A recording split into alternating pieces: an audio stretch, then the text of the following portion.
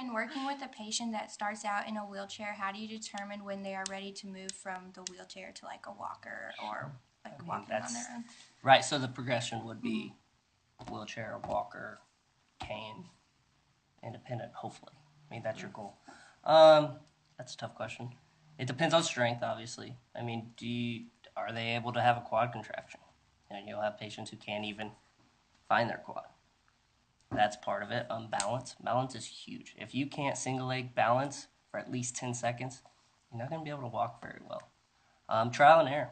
I mean, you're going to have your hands on them regardless. You're going to have a gait belt on them. You know, if they can't stand up, probably not ready for a walker. If they can stand up, now this is where you start taking little steps. You know, you step at a time, 2 steps. It also depends on, are you doing mod, max, min, assist? Because if you have a patient who's doing max assist, they're probably not going to walk on a walker on their own. But if they're a min assist on day one, get them up, get them going. So it's all, you know, what you're seeing. Go by your feel.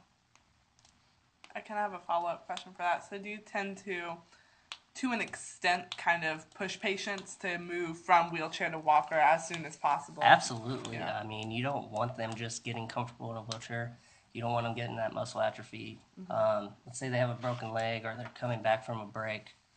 You want those compression forces from gravity and the ground to go through those bones to help get bone healing.